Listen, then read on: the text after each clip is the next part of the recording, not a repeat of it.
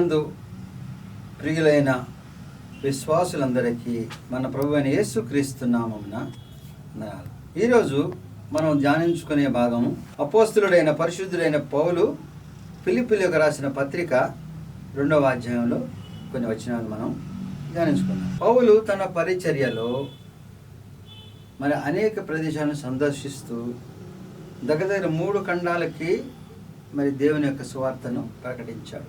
ఏదైతే యేసుక్రీస్తు ప్రభువారు పునరుద్ధానం చెందిన తర్వాత అందరికీ 40 రోజులు అగుపరుచుకొనొచ్చు సర్వలోకానికి వెళ్ళి సువార్తను ప్రకటించమని చెప్పాడు.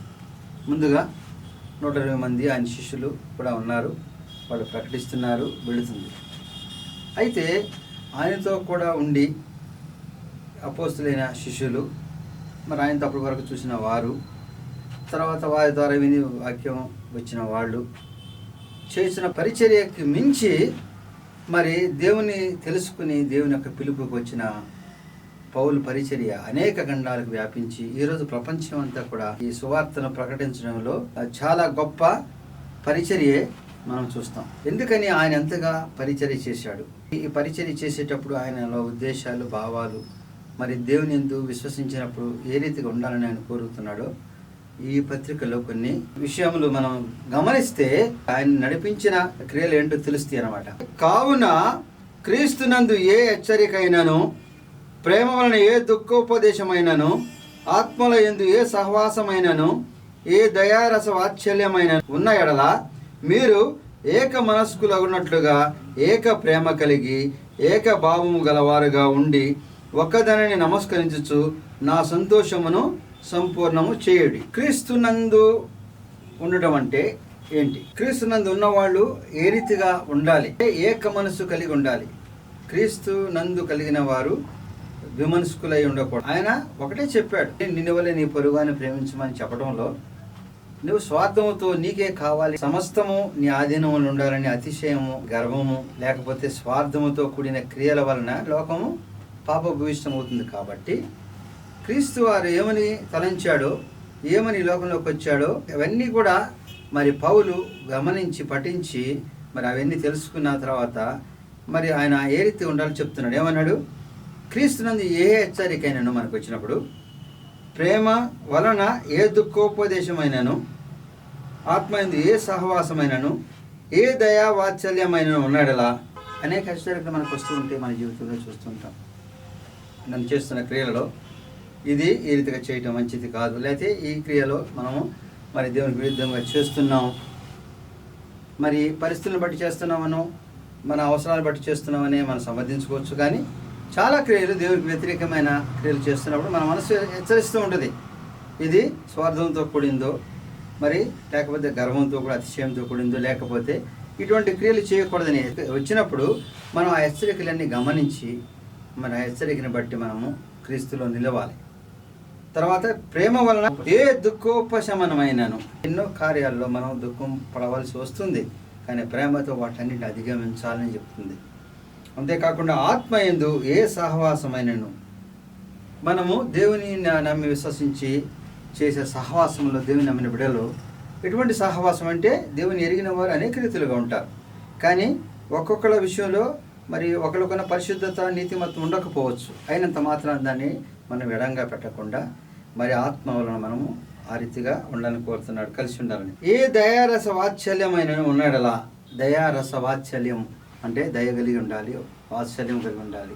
ఇవన్నీ కలిగి ఉన్నప్పుడు మనం ఏ రీతిగా ఉంటాము? ఏక మనసు కలిగి ఉంటాం. క్రీస్తు యేసు మనసును కలిగి ఉంటారు. క్రీస్తు యేసు మనసు కలిగి ఉన్న వాళ్ళందరూ ఉన్నప్పుడు ఏ కార్యమైన నీతి కార్యముగా జరుగుతుంది, నీతిమత్వంతో ఎదుగుతూ ఉంటుంది. అది కాకుండా మన దేవుని నిలిచాము ఆ హెచ్చరికను మనం పాటించకుండా, లేకపోతే మనకున్న దుఃఖములో లేకపోతే మనకు వచ్చిన కష్టంలో, ఇబ్బందుల్లో ఆ ప్రేమతో దాన్ని మనం కొంతవరకు భరించుకొని తగ్గించుకొని ఆత్మయందు ఎటువంటి సహవాసముతో అయినా కూడి ఇవన్నీ చేయగలిగిన పరిస్థితులు ఉన్నప్పుడు మనము ఏక మనసు కలిగి ఉండాలి. అంటే దేవుని యందు ఉన్న వాళ్ళు మొదటిగా ఏక మనసు కలిగి ఉండాలి. అది ఏక మనసు కలిగి ఉన్నామంటే మనలో వేరే ఇతర తలంపులు లేవు, దుష్టమైన ఆలోచనలు లేవు, వేరే కార్యక్రమాలు లేవు. అందరూ కూడా దేవుని ఎరిగి దేవుని నీతిమత్వంతో ఉండే ఏక మనసు, ఏక ప్రేమ కలిగి ఏక భావము గల వారుగా ఉండి ఒక్కదానిని నమస్కరించుచు నా సంతోషమును సంపూర్ణము చేయడు. ఆయన సంతోషము సంపూర్ణము చేయడంటే మీరందరూ ఆ రీతిగా ఉండండి. కాబట్టి నేను చెప్పినట్లే ఆ రీతిగా ఉంటే నా సంతోషం సంపూర్తి అయినట్టు. అంటే నేను ఆ విషయాలు సంతోషిస్తాను. నా మటుకైతే బ్రతుకుడు క్రీస్తే, చావైతే లాభం అని చెప్పిన పౌలు గారు ఏ రీతిగా చెప్తున్నాడు ఇక్కడ? మీరందరూ ఆ రీతిగా ఏక మనసు కలిగి ఉంటే దానివల్ల నేను ఎంతగానో సంతోషిస్తాను. ఆ సంతోషం సంపూర్ణముగా అంటే దాంట్లో ఎటువంటి కొరత లేకుండా జరుగుతుంది. కాబట్టి మీరు ఏక మనసు, ఏకభావం, ఒకే ప్రేమ కలిగి ఉన్నప్పుడు దేవుని మనసు కలిగిన వారై ఉంటారని చెప్తున్నాడు. అంతేకాకుండా కక్ష చేతనైనను వృధాతిశయము చేతనైనను ఏమీ చేయక వినయమైన మనస్సులు గలవారై ఒకరినొకడు తనకంటే యోగ్యుడని ఎంచుచు మీలో ప్రతి వాడును తన స్వకార్యములను మాత్రమే గాక ఇతరుల కార్యములను కూడా చూడవలను. క్రీస్తు యేసుకు కలిగిన ఈ మనసు మీరు కలిగిండుడి. మీలో ప్రతి వాడును తన స్వకార్యములు కాకుండా ఇతర కార్యములు కూడా చేయాలి. ఇతర కార్యం చేయడం ఎందుకు? మన కార్యాలు మనం చేసే సమయమే లేదు. ఇటువంటి పరిస్థితుల్లో ఇతరుల కార్యాలు చేయమని వాక్యం చెబితే అది అవుతుందా? కక్ష చేతనైన మనము ఇతరుల పట్ల కక్ష కలిగినప్పుడు వాళ్ళ గురించి మంచిగా ఆలోచిస్తామా? వారికి ఏమైనా చేయాలనుకుంటామా? వారిని ఆదరించాలనుకుంటామా? లేకపోతే వారికి ఎటువంటి సహాయం చేస్తామా? చేయము. వాళ్ళకి ఏదైనా కీడు చేసే ఉద్దేశమో, కీడు జరగాలని కోరుకోవటమో, కీడు జరిగి సంతోషించే పరిస్థితులు మనకు అంటే వారి పట్ల మనం ద్వేషం కలిగి ఉంటాము. ద్వేషము, పగ కలిగి ఉన్నప్పుడు యేసుక్రీస్తు మనసు కలిగి ఉంటామా? ద్వేషము, పగ యేసుక్రీస్తు మనసు కాదు. వారి పట్ల నువ్వు కక్షతో ఉన్నప్పుడు ఇంకా ఏమన్నా వృధా అతిశయము చేత అంటే నీ అతిశయము వృధా అవుతుంది, ఎందుకు పనికిరాదు. అంటే నువ్వేదో గొప్పవాడు అనుకుంటావు, లేకపోతే నీకున్న పరిస్థితి నేను గొప్పవానిగా నువ్వు ఎంచుకొని, లేకపోతే వారికన్నా నువ్వు అనేక విషయాల్లో గర్వముతో ఇటువంటి ఎన్ని పెట్టుకోకుండా వినయమైన మనసు గలవాడిగా ఉంటాం. అంటే వారు చేసిన క్రియలలో వాటన్నిటిలో వాటిని తీసివేయగలిగేవాడివి, లేకపోతే అధిగమించగలిగేవాడు. నీకు వచ్చిన పరిణామాలన్నింటిలో నీవు కక్షతో ఇతరులు చేసినా, లేకపోతే ఇంకో రకంగా చేసినా, నీవు ఆ రీతిగా కాకుండా నీవు వినయమైన మనస్సు గలవాడై ఎప్పుడైతే నువ్వు ఉన్నావో తనకంటే వాళ్ళు యోగ్యులుగా నీకు కనబడతారు. అంటే నువ్వు వాళ్ళపైన ద్వేషము, పగ లేనప్పుడు ఏముంటుంది నీకు? వారిపైన ప్రేమ. ఎప్పుడైతే నెగిటివ్ ఆలోచన మనకి వాళ్ళపైన విరుద్ధమైన మనసు లేదో నీకున్నది ఏది? వాళ్ళపైన చాలా పాజిటివ్ మైండ్, అంటే వాళ్ళపైన ప్రేమ అది ఉంటుంది. అప్పుడు ఏమనుకుంటావు? వాళ్ళలో మంచిని నువ్వు గ్రహించగలుగుతావు. ఎప్పుడైతే నువ్వు ఇతరుల గురించి ద్వేషముతోనో, కక్షతోనో, లేకపోతే నీకున్న అతిశయంతోనో, గర్వముతోనో, దీన్ని బట్టి మనం చూస్తాము. మనం ఏ రీతిగా వారి గురించి ఆలోచిస్తాము?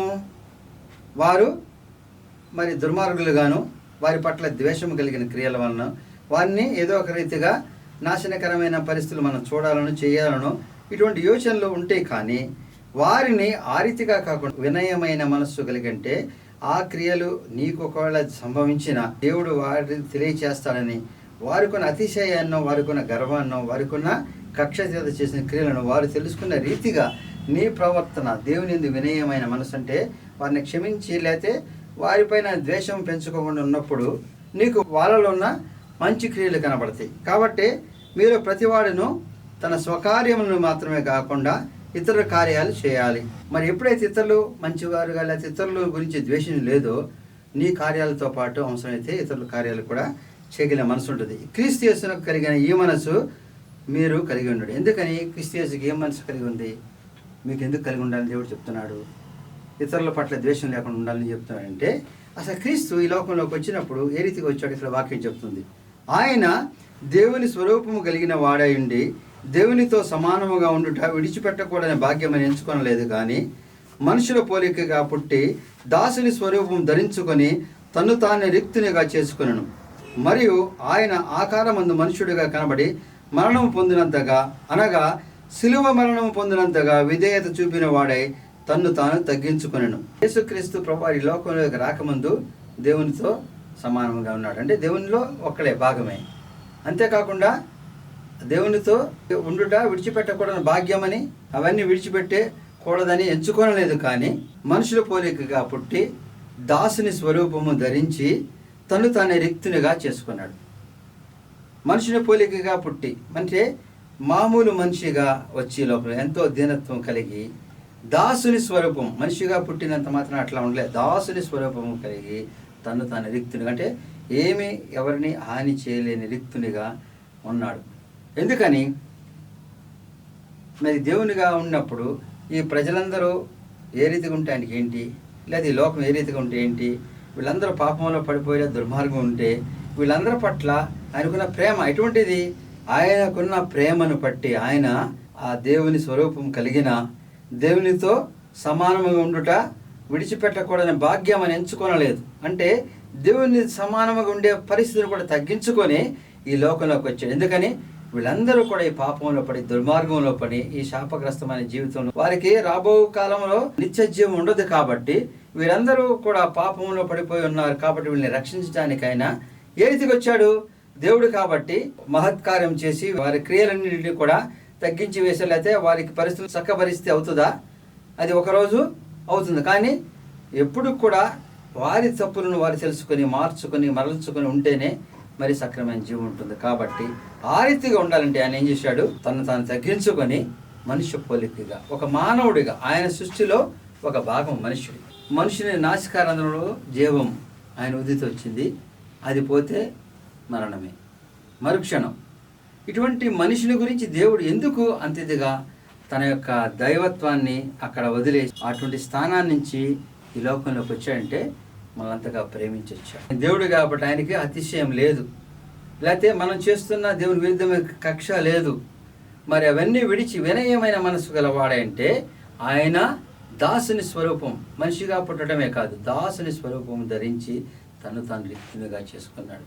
ఇంతగా దేవుడు తన యొక్క స్థానాన్ని సమస్తాన్ని వీడి ఈ లోకంలోకి వచ్చి వారి యొక్క పాపాల నుంచి, వారి యొక్క పరిస్థితుల నుంచి వారిని కాపాడి రక్షించాలనుకున్నాడు. కాబట్టి అది యేసుక్రీస్తు మనసు. అంటే ఆ మనసు మనకి కలిగి ఉన్నప్పుడు మనము కక్షతోనూ లేకపోతే అతిశయంతోనూ గర్వముతోనూ ఇతరుల పట్ల క్రియలు చేయం. మనము కక్ష, అతిశయము, గర్వము మరి ఎన్ని లేకుండా ఇతరుల పట్ల మనం ఉన్నప్పుడు ఎటువంటి స్వభావం కలిగి ఉంటామన్నాడు ఇక్కడ? ప్రేమ స్వభావం కలిగి ఉంటాం. వినయమైన మనసు కలిగి వారితో కూడా మనం ఉన్నప్పుడు వారిని యోగులుగా కూడా ఎంచుకోగలుగుతాము. మన కార్యాలే కాకుండా ఇతరుల కార్యాలు కూడా చేయగలిగిన మనసుకు మనకు ఎప్పుడైతే కలిగి ఉందో, ఇతరులను ఎప్పుడైతే మనము ద్వేషించలేదో, ఇతరులను ఎప్పుడు మనము ప్రతీకారంతో చూడలేదో, ఇతరులని నుంచి ఏది మనం ఆశించకుండా ఉన్నాము, ఏం చేస్తున్నామని వారిని వృద్ధిలోకి వచ్చే రీతిగా మన యొక్క క్రియలు కూడా ఉంటాయి. వారు మరి మంచి పరిస్థితులు ఎదుర్కొనే రీతిగా మన సహాయ సహకారాలు ఉంటాయి. వారు సంతోష సమాధానం ఉండే రీతిగా మన క్రియలు, మన సహవాసం ఉంటుంది. అదే దేవుని మనస్సు, అదే దేవుడి లోకంలోకి మనందరికీ ఇవ్వడానికి వచ్చాడు. కాబట్టి ఆయనలో మనం ఉన్నప్పుడు, ఆయనతో మనం ఉన్నప్పుడు ఏక మనస్సు, అంటే అదే ఏక మనస్సు కలిగి మనము ఏకభావము కలిగి ఇతరులను ప్రేమించగలిగిన మనసుతో ఇతరులను ద్వేషించి లేదా ఇతరుల పైన కక్ష, దానితో పగ, ప్రతీకారంతో పాపంలో పడిపోకుండా మరి ఇతరులని ఎప్పుడైతే యోగ్యులుగా ఎంచుకున్నావో, అంటే వినయమైన మనసు కలిగి ఉన్నావో, వారిని వారి క్రియలు కూడా నువ్వు సహాయం చేయగలిగిన వాడైతే అది యేసుక్రీస్తు మనసు కలిగి ఆయన ఈ లోకంలోకి దైవత్వం సహా అక్కడ ఆయనతో సమానంగా ఉండుట కూడా విడిచిపెట్టి ఈ లోకంలోకి వచ్చిన మరి క్రియ యొక్క ఫలితము నువ్వు లేదా ఆయన అనుసరించేవాడిగా చూపిస్తున్నావు. కాబట్టి పౌలు ఆ రీతిగా ఉండాలని కోరుతున్నాడు. కాబట్టి ఏమన్నాడు? ఆయన సంతోషము అప్పుడు మాత్రమే సంపూర్ణం అవుతుంది. సంపూర్ణం అవ్వటం అంటే పరిపూర్ణత కలిగిన మనసు కలిగిన మనం ఉంటే అది దేవునికి మరి ఎంతో ఇష్టమైనది. దేవుని మనసు కలిగిన వారమై ఉంటాం. ఆయన ఆకారమందు మనుష్యుడిగా ఉండి సిలువ మరణము పొందినంతగా విధేయత కలిగిన వాడై ఉన్నాడు. అంటే సిలువ మరణాన్ని కూడా ఆయన మరి ఆహ్వానించాడు, అంటే దానికి కూడా సిద్ధపడ్డాడు. మనుషుల గురించి మామూలు మరణించడమే కాదు, సిలువ మరణం అంటే, సిలువ మరణం అంటే ఎంతో వేదన బాధలతో కూడినది. సిలువ మరణం అంటే ఎంతో దూషణతో ఆయన్ని అనేక రీతులుగా హేళన చేసి, గేలి చేసి, హింసించి సిలువ పైన మరణాన్ని చూపించారు. అటువంటి మరణానికి కూడా విధేయత చూపించారు. అంటే దేవుడు కాబట్టి ఆయన వారందరిని అప్పుడే మరి నాశించవచ్చు, లేకపోతే అటువంటి క్రియలు చేస్తున్న వారి యొక్క దుర్మార్గతను తెలియపరిచి వారందరినీ ప్రారంభవచ్చు. ఆ మరణమే ఆయన మరి అనుభవించాల్సిన అవసరం లేదు. కానీ ఆ రీతిగా దేవుడు అనుభవించడంలో, లేకపోతే ఆ రీతిగా ఆ క్రియలన్నింటిని ఎదుర్కొనటంలో మరి దేవుని యొక్క సంకల్పం ఏమై ఉన్నది? వినయమైన మనస్సు కలిగి ఉండటం. అంటే ఇతరుల పట్ల మనం చేస్తున్న క్రియలను ఓర్పుతో, సహనముతో, వారిని మనం అదే ద్వేషముతో, పగతో ఆ దుర్మార్గమును పడకుండా వారిని మరల్చుకొని మార్చుకొని వారిని మన యొక్క యేసుక్రీస్తు మనసు మనం కలిగి ఉన్నదని చూసినప్పుడు వారు కూడా మార్పు చెందే రీతిగా ఉండాలని దేవుడు కోరుతున్నాడు. కాబట్టి వారి పట్ల మన క్రియలు అట్ల రీతిగా ఉండాలి. కక్షతోనూ వృధా అతిశయంతోనైనను ఏమి చేయకుండా, వృధా అతిశయం ఈ విషయం మనం ఒక చిన్న సంఘటన ద్వారా మనం బైబిల్ గ్రంథంలో ధ్యానించు. సమూయేలు మొదటి గ్రంథము 24-25 అధ్యాయంలో మనం చూస్తే దావీదు సౌలుతో పోరాటం చేస్తుంటే, దావీదు రాజుగా అవుతాడని దేవుడు అభిషేకించాడు. అయినా అప్పటికే సౌలును అభిషేకించాడు కాబట్టి సౌలు స్థానంలో దావీదు రాకుండా అనేక రీతిలుగా మరి దావీదును చంపాలనుకుని, అధికారం రాకుండా అనుకుని మరి చేసే ప్రయత్నాల్లో దావీదు అనేక పట్టణాలు తిరుగుతూ, లేకపోతే సౌలుతో యుద్ధం చేయలేక కాదు, దేవుని చేత అభిషేకించిన వాడితో యుద్ధం చేయకూడదనుకుని మరి అక్కడెక్కడికో వెళుతూ ఉన్నప్పుడు సౌలు ఆయనకి చంపడానికి వీలుగా లభించిన అవకాశం ఉన్న చంపలే. అంటే సౌలునప్పుడు చంపగలిగిన స్థితిలో ఉన్నప్పుడు అతిశయంతో ఏం చేయొచ్చు, చంపేయచ్చు. కానీ చంపలే, అభిషక్తిని చంపకూడదు. కానీ రాజ్యానికి రాజు కావాలి. సౌలు ఉన్నంత వరకు రాజు కాలేడు. మరి సౌలుని చంపకుండా రాజు కావాలి. అది నిర్ణయించిన దేవుడు కాబట్టి ఆయన నడిపిస్తాడని సౌలుతో యుద్ధం చేయకుండా అనేక ప్రయాణాలు చేస్తున్న సమయంలో ఆహారానికి కూడా కొరతైన పరిస్థితులు కూడా వచ్చినాయి. అయితే ఆయన ఎక్కడెక్కడికి వెళ్తున్నాడో ఆయా ప్రాంతాల్లో ఆ యొక్క ప్రజలను లేదా ఆ పరిసరాలను కూడా రక్షిస్తూ కాపాడుతూ వెళ్ళాడు. ఎందుకని అప్పుడు దొంగల భయం, జంతువుల భయం ఇటువంటివన్నీ ఉండేవి. ఆయనతో ఉన్న సైన్యంతో ఆ పరిసర ప్రాంతాలకు కావాల్సిన రక్షణ దయచేస్తూ వెళుతూ ఉన్నాడు. కొంత మరి పరిపాలన కూడా చేశాడు. ఈ రీతిగా చేసిన సౌలుకి కొంచెం కరువు పరిస్థితులు వచ్చినాయి ఆ ఎన్గేది అరణ్యం అటు వెళ్ళినప్పుడు. అయితే అదే సమయంలో ఆ దగ్గరగా నాబాల్ అనే ఒక ధనవంతుడు, అప్పుడు ధనం అంటే జంతువులతో కూడా కొలుస్తారు, అనేకమైన గొర్రెలు మరి ఇవన్నీ ఉన్నాయి. ఈ సంపదలతో కలిగి ఉన్న అతను వారందరూ కూడా గొర్రెలు బొచ్చు తీయడం అనేది ఒక ప్రత్యేకమైన కార్యంగా దాన్ని చాలా సంబరంగా చేసుకుంటారు. అటువంటి క్రియ చేసినప్పుడు చాలామందికి దాన ధర్మాలు చేస్తారు. ఈ రీతిగా అప్పుడు ఆ గొర్రెలు బొచ్చు కత్తించే సమయంలో చేసేవాడు.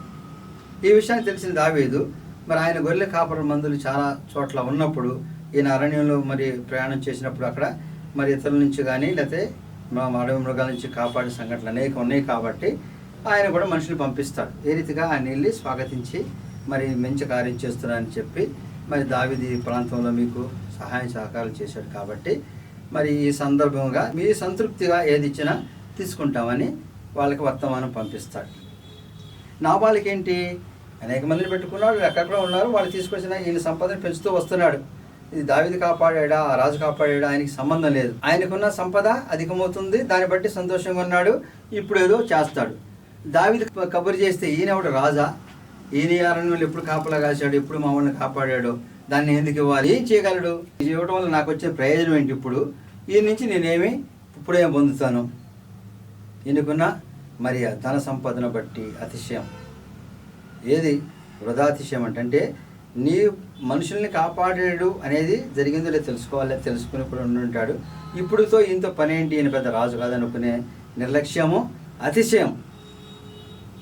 ఈయనకి ఇచ్చేది ఏంటని పొమ్మన్నాడు. మరి దావీదు అప్పటి వరకు కూడా అందరినీ హింసించిన వాళ్ళ పరిస్థితులు లేవు. కానీ ఎప్పుడైతే ఇంతగా తన యొక్క మరి సహాయం పొంది మరి అందరికీ చేసే సమయంలో సర్దుబాటు చేయలేని వ్యక్తి పైన మరి దావీదుకి చాలా ఉగ్రం వచ్చినప్పుడు తన మనుషుల్ని అందరినీ పేర్చుకొని మరి ఆయన పైన సంహరించడానికి వెళ్తున్నాడు.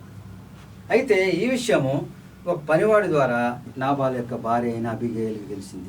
ఆమె చాలా గుణవతి, మంచి మనసు కలిగిన వ్యక్తి. ఈ విషయాన్ని తెలుసుకున్నప్పుడు పూర్తిగా అవగాహన చేసుకుండా తన భర్త మూర్ఖంగాను అతిశయంతోనూ తోలనాడిన దాన్ని బట్టి దావీదు యొక్క గొప్పతనాన్ని ఎరిగి దావీదు ఏ రీతిగా రాజు కావాల్సిన వాడు కూడా మరి సౌలుకి భయపడో లేకపోతే సౌలుని జయించలేక కాదు, దేవుని యందు భయభక్తులు కలిగి, దేవుని యందు వినయం కలిగి, సమయం గురించి నిరీక్షణతో విశ్వాసంతో అరణ్యంలో ఉంటూ మరి ఉన్నప్పుడు కూడా అందరినీ కూడా సంరక్షిస్తూ మరి దావీదు చేస్తున్న క్రియలు ఎరిగిన అబీగయీలు మరి వెంటనే తన భర్త పంపించిన మంది సమాధానం కాదు, దీనివలన మరి దావీదు ఉగ్రం వస్తే తన భర్త తన కుటుంబం సమస్తమును కూడా మరి నిర్మూలమయ్యే పరిస్థితి వస్తుంది. కాబట్టి మరి ఆ క్షణంలో మరి యోచించి జ్ఞానవతి అయ్యి మంచి నిర్ణయం తీసుకొని కొంత ఆహారమును ధనముతో కూడా వెళ్ళిపోయి దావీదుకి ఎదుర్కొని మరి నా భర్త చేసిన విషయంలో తప్పును క్షమించమని ప్రాధేయపడి వేడుకున్నప్పుడు ఆమె యొక్క జ్ఞానాన్ని బట్టి, విజ్ఞతను బట్టి దావీదు ఆమెను క్షమించి ఆయన పైన యుద్ధం చేయకుండా వెళ్ళిపోతాడు. అయితే నాబాలు వ్యాధి చెందుతాడు, కొన్ని రోజుల తర్వాత మరణిస్తాడు. మా నాబాలు మరణించినప్పుడు ఆమె పరిస్థితి ఏంటి? ఆమె బతలేని పరిస్థితిలో దావీదుకి తెలిసినప్పుడు వెంటనే ఆమెకి కబురు చేస్తాడు, ఆమెకు ఆశ్రయాన్ని కల్పించి భార్యగా చేసుకుంటాడు. కాబట్టి ఈమె నాబాలు భార్య, చాలా ధనవంతుని భార్య. నాబాలు చాలా ధనం ఉంది. దావీదు ఏం చేస్తాడు? ఒక రాజు కాదు, లేకపోతే పెద్ద ఇదేం కాదు, ఇవాళ ఉంటాడు రేపు వెళ్ళిపోతాడు, లేకపోతే ఇతనితో చేసిన క్రియలకి నేను ఎందుకు ఇవ్వాలి అని గర్వంతో, అతిశయంతో తిరస్కరించి ఇవ్వనన్నప్పుడు ఎదుర్కొనే భయంకర పరిస్థితులను మరి వినయమైన మనసు కలిగిన అబిగయీలు తనకంటే యోగ్యుడు, అంటే తన భర్త కంటే యోగ్యుడు, మరి ఎన్నో విషయాల్లో ఆయన ప్రజలు రక్షిస్తూ కాపాడుతున్నాడు. వారి నుంచి ఏం ఆశించి చేయట్లే. ఆయనకు అవసరమైన సమయంలో మనము చేయవలసిన సాయం చేయకపోగా ఆయన నిందకు గురి చేసినప్పుడు, లేకపోతే తిరస్కరించినప్పుడు ఆమె విఘ్నత కలిగి వినయ మనస్కురాలై ఆమె ఏం చేసింది?